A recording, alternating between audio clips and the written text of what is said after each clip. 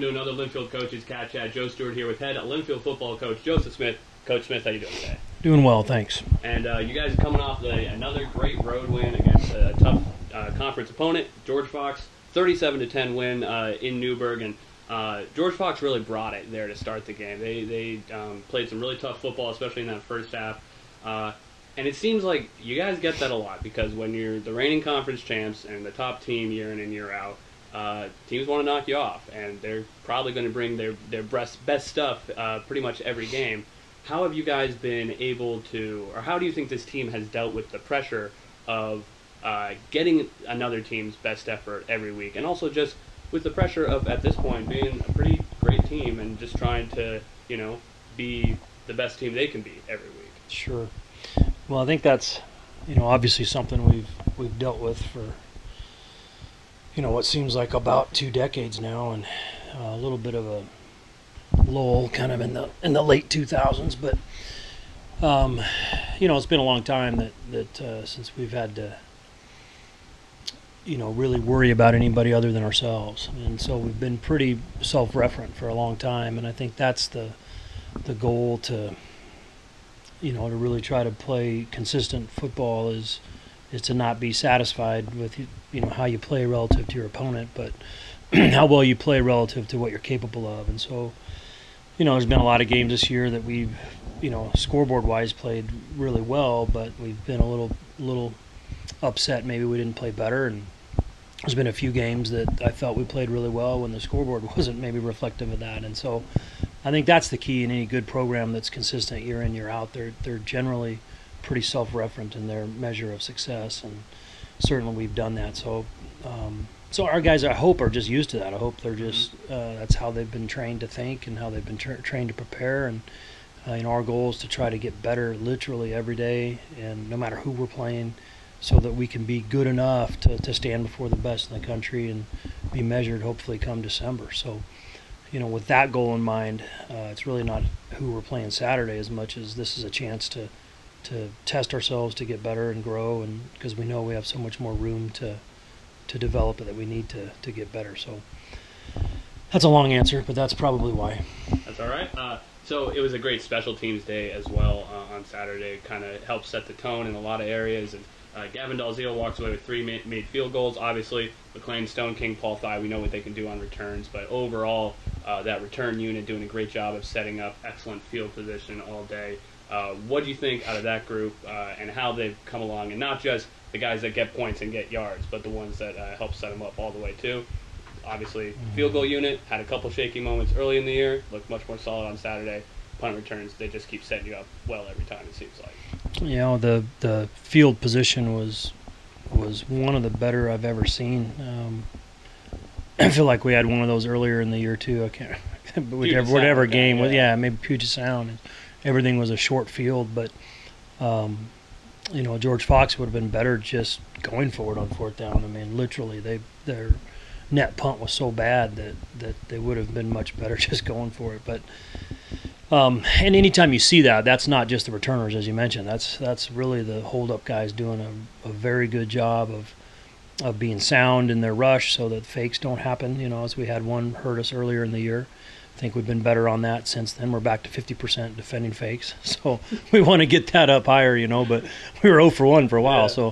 So now we're 1 for 1 or 1 for 2. But, I'm really proud of the guys on the hold-ups. They've done a great job and taking pride that their guy's not going to make the tackle, and then, giving a chance for Paul and McLean to work with each other back there. They've done a good job of making sure we catch every punt, and I think that's the hidden yardage gained in the game literally is on that punt return unit, with not letting balls hit the ground, not letting them get another 10 yards on a bounce. And those guys have done a great job with that. And the kickoff coverage was fantastic. I thought special teams dominated.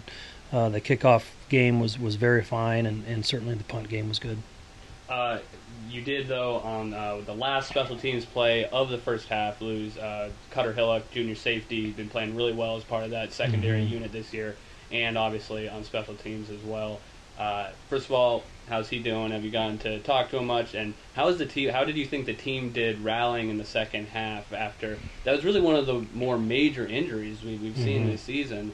certainly one of the more kind of game-stopping, jarring ones. How did the Absolutely, team respond to that? absolutely. So he's doing fine. He's back home. He had surgery and is doing much better with his parents today. But yeah, it was a serious injury, and it certainly punched a lot of the team in the gut, so to speak. And it was hard to see a guy you really care about and respect, in that much pain and hurting like that. So I was proud of the guys for being there for him emotionally and caring that much. That's always good. I mean, you want your team to really care about each other, and I think they do.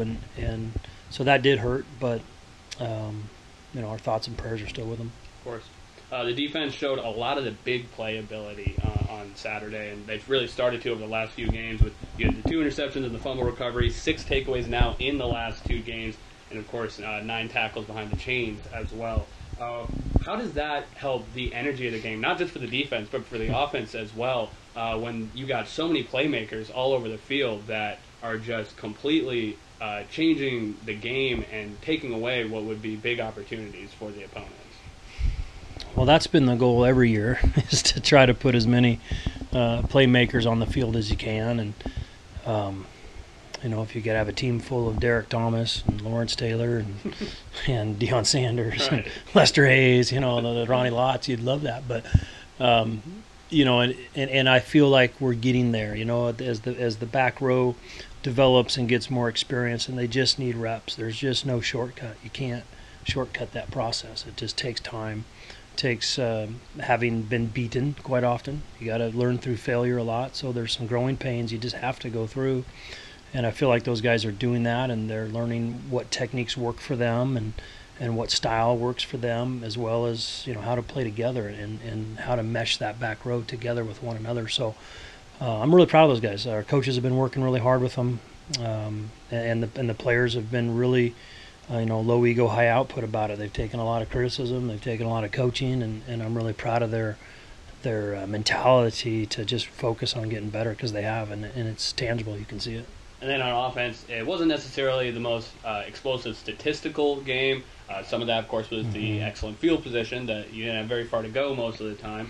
But the team really seemed to handle big moments really well. There was some craftiness from your offensive coordinators, especially on that touchdown to Tyler Larson. And Blake Eaton just seemed to manage the game really well. How do you think they've done, even when they haven't necessarily been able to get constant big plays, but still be able to move the ball efficiently and come up with, like I said, kind of crafty things that not a lot of them the defense isn't going to see coming? Well, as far as our coordinators go, they're they're very good, and Brett and Aaron and Will have done a fine job of putting together plans, I think, to attack teams and utilize our strengths.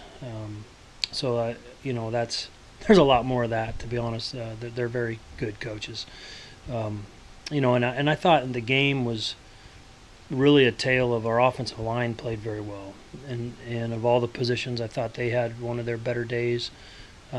Very little pressure on the quarterback. Had some good running seams, and that was a difficult team. That there was a good defense. It wasn't a team you can just line up and run right over the top of.